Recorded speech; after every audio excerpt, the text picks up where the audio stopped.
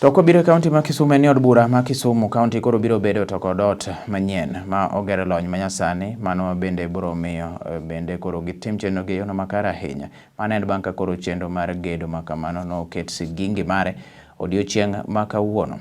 Spika mar od bura ma Kisumu kaunti Jack Elisha Oraro noyango ni gedono dhi muonyo $436 kendo dhi chiwo thuolo malach ahinya ne jokanyo mekgi.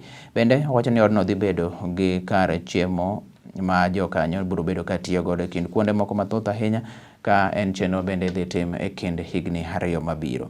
Chako keto siro mar gedono koro notele gi jalup gavana ma Kisumu Dr. Matthew Sowili e lo gavana wuon Gire Anyang' Nyong'o.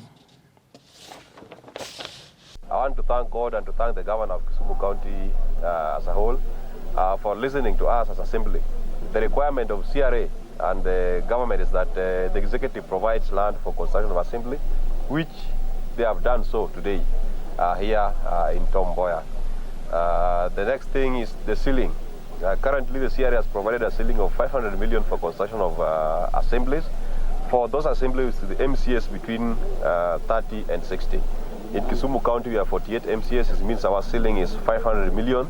We did procurement and we managed to get the least responsive evaluated bidder at 448 million.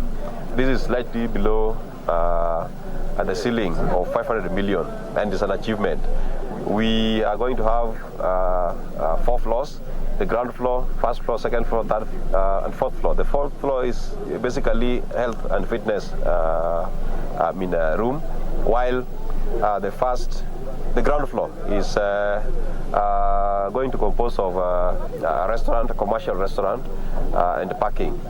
The first, second, and third will have offices and the chambers. And the chamber is at the 3rd floor with the press gallery, speakers gallery, and the public gallery.